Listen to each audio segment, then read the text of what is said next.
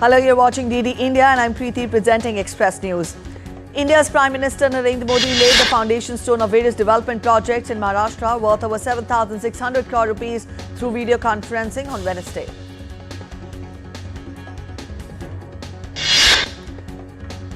Prime Minister laid the foundation stone of the upgradation of Dr. Babasaheb Ambedkar International Airport, Nagpur.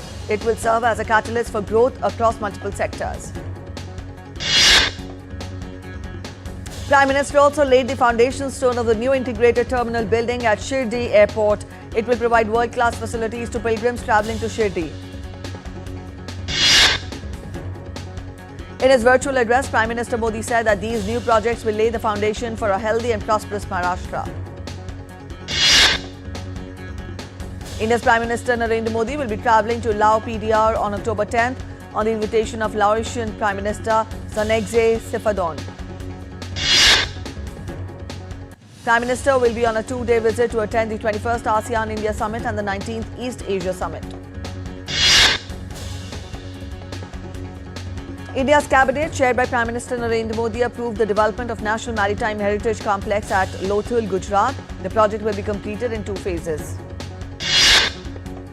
The cabinet has approved construction of 2,280 kilometers roads in border areas of Rajasthan and Punjab at an investment of 4,406 crore rupees. Indian President Draupadi Murmu will be on an official visit to three African countries, Algeria, Mauritania and Malawi next week. She will arrive in Algeria on October 13th. Based on intelligence input, a joint counter-terrorist operation was launched by Indian Army along with Jammu and Kashmir Police and other agencies in Kaswan forest area of Kokarnag district on Tuesday. The operation continued overnight as one soldier of the Territorial Army was reported missing. Massive rescue and search operation is in progress. The United Nations Population Fund has recognized India's extraordinary progress in advancing maternal health and family planning. Executive Director of UNFPA, Dr. Natalia Khanam, commended India's monumental efforts in reducing the maternal mortality rate by an impressive 70% between the year 2000 and 2020. WHO has declared that India successfully eliminated trachoma. With this milestone achieved, India has become the third country in Southeast Asia to achieve the feat.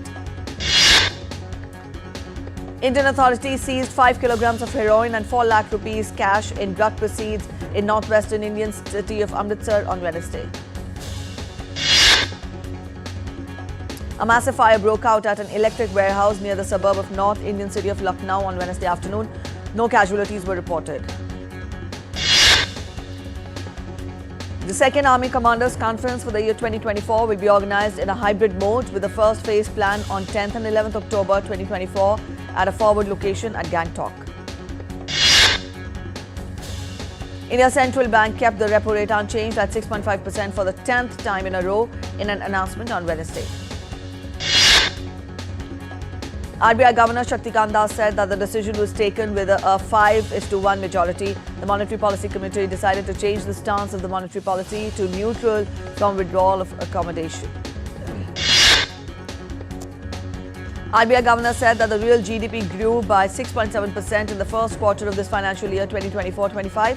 The share of investment in GDP reached its highest level since 2012-13. Indian benchmark equity indices settled in the negative territory on Wednesday. Sensex shed 167 points to settle at 81,467. The Nifty toned down 31 points to 24,981.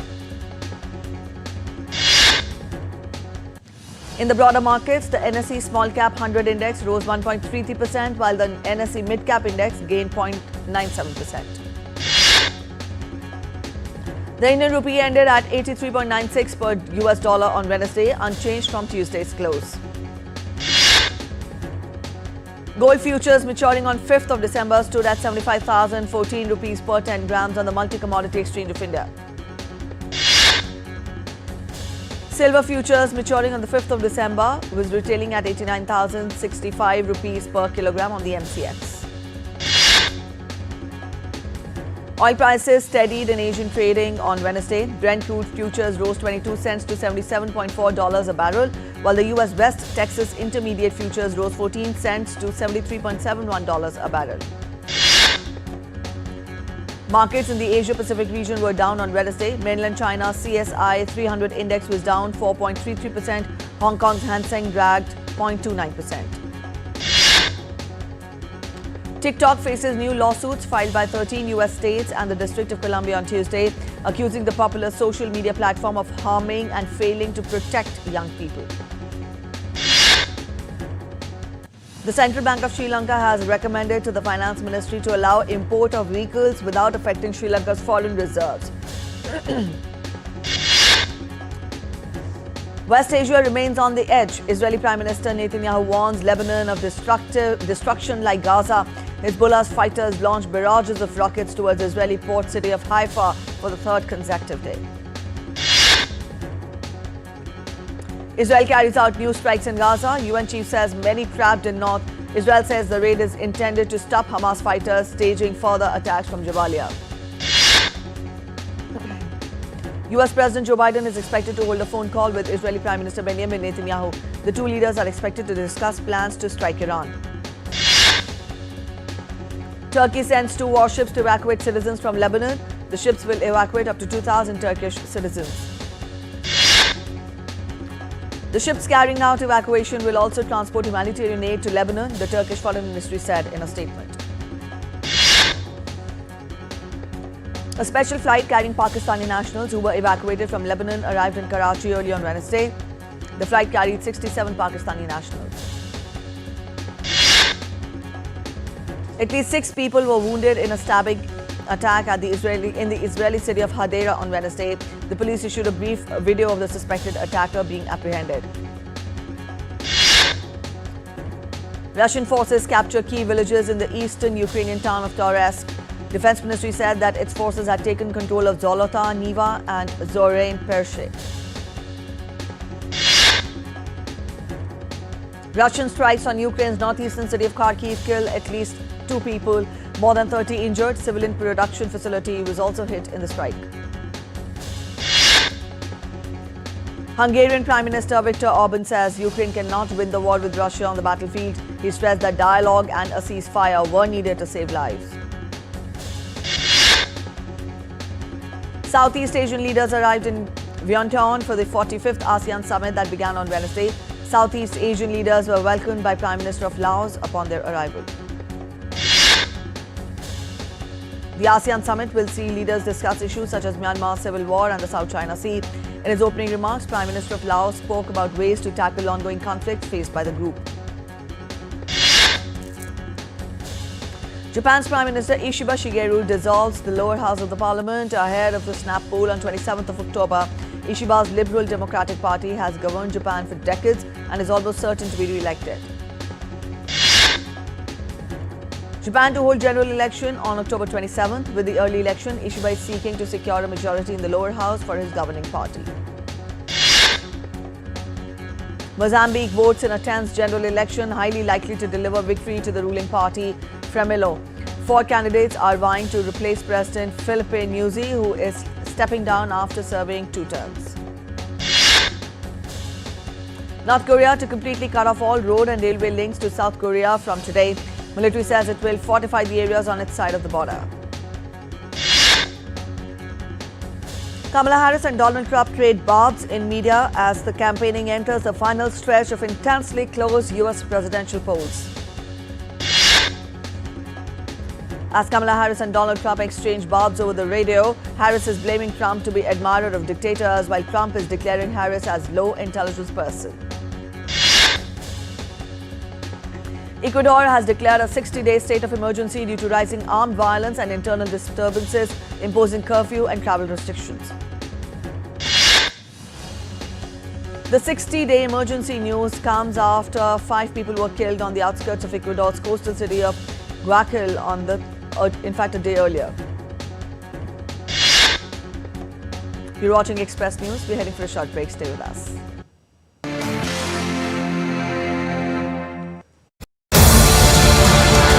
This weekend on Defense Dynamic, we will take you on a thrilling ride with most exciting aerial display by the Indian Air Force held at Chennai, celebrating their 92nd anniversary. As the tensions rise in West Asia, we look at the options available with both Israel and Iran. We will tell you how US forces are deployed in this volatile region and also how will this emerging situation likely to impact upon India. We will talk about Israeli Iron Dome system and discuss India's air defense shield. All this on Defense Dynamics this Wednesday at 8:30 p.m. IST only on DD India.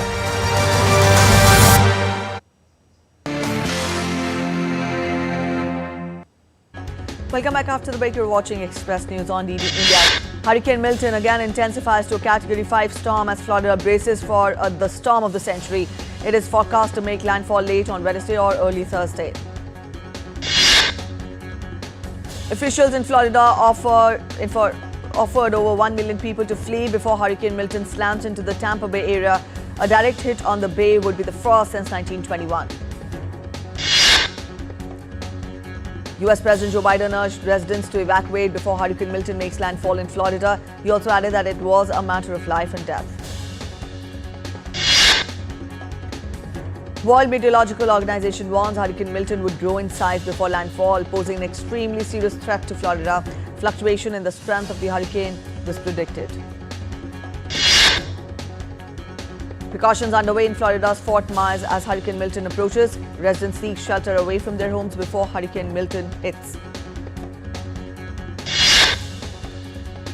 U.S. Army personnel helped residents clear debris in the wake of Hurricane Helene in Marshall, North Carolina. Relief efforts continue across much of U.S. Southeast after Helene's landfall. Nepal estimates a loss of $6 billion in agriculture and livestock due to floods and landslides. In all 8 districts of Madhya Pradesh, flood-damaging paddy fields as well as fish ponds are a huge concern. Over 26,000 livestock killed by landslides and floods in Nepal. Cardamom, sugarcane, fruits, vegetable farmers in loss. Bolivia wildfires burned record area, scorching an area the size of Iceland. The wildfires burned nearly 7 million hectares in Santa Cruz. Bolivia's government declared a national disaster last week after demands from local authorities, community organizations and citizens for more forceful intervention. Evacuation orders remain in place. Zoo aquariums in Florida relocated African penguins from their home to a higher, safer place ahead of Hurricane Milton, which is set to make landfall on Wednesday. A NASA astronaut currently serving on the International Space Station posted a time-lapse video of Hurricane Milton to X on Tuesday. Video captured by the NASA astronaut showed a time-lapse of a red and green aurora seen from the window of the Endeavour spacecraft. Scientists David Baker, Demis Hazzabis and John Dumper won the 2024 Nobel Prize in Chemistry for their work on the structure of proteins. Half the prize was awarded to Baker for computational protein design, while the other half was shared by Hazzabis and Jumper for protein structure prediction. Honda Motor has unveiled the technologies for its new electric vehicle set to launch worldwide in 2026. These advancements will be part of the new 0 Series EV lineup.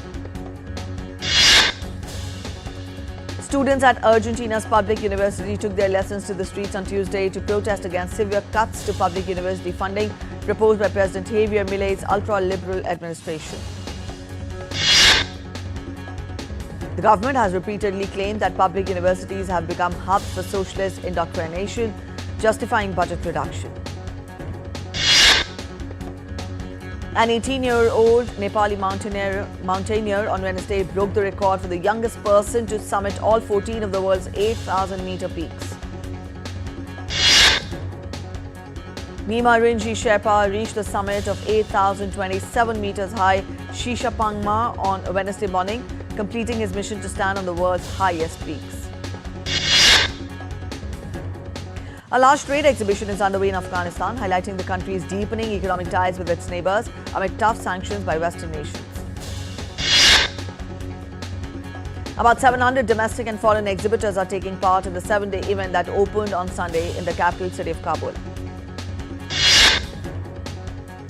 After decades of war, Somalia's only zoo roars to life. The Darussalam Zoo stands as a symbol of resilience in a country grappling with years of conflict and instability. Farmers and traders who grow olives believe that trees from southern Europe have found a new home on Hungary's slopes as Europe's climate gets warmer. Alpacas named Hembris and Macos are competing to become the supreme champion of this year's Royal Hobart Show in Australia, attracting spectators from across the continent. Competing alpacas are inspected from teeth to tail. The judge looks for the best breeding characteristics. Also, the animal has got a unique feature in reflecting light, as it reflects light like silk doors. Brazil's Supreme Court cleared X to resume service in the country on Tuesday after the platform started complying with court rulings that billionaire owner Elon Musk had previously vowed to resist. Musk, who had denounced the orders as censorship, started to reverse his position in recent weeks, with his social media network blocking accounts flagged by the court. As the Hindu festival of Navratri gains momentum, devotees all throughout the country line up at various temples of Goddess Durga to gain blessings. Some people even travel to other cities and states to visit more famous temples known as Shakti Peeths, that is, temples with special energetic aura of the goddess. The cast of Donald Trump biopic, The Apprentice, attended the New York premiere of the film at Directors Guild of America on Tuesday.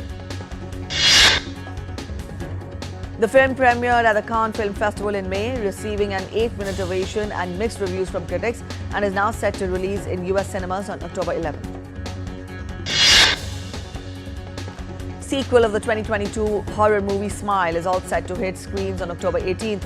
The sequel made its special UK screening in London on Tuesday. Fans can get insider's look at behind the scenes released by Parker Finn, who masterminded the original film, that explains the challenge of creating the sequel. Disney released a new trailer of its upcoming sequel to the animated feature Moana on Tuesday. The movie is set to release in cinemas on November 29th this year. Ollie Cravalho and Dwayne Johnson are reprising their roles as the voices of the Polynesian seafarers Mona and Maui in Moana 2.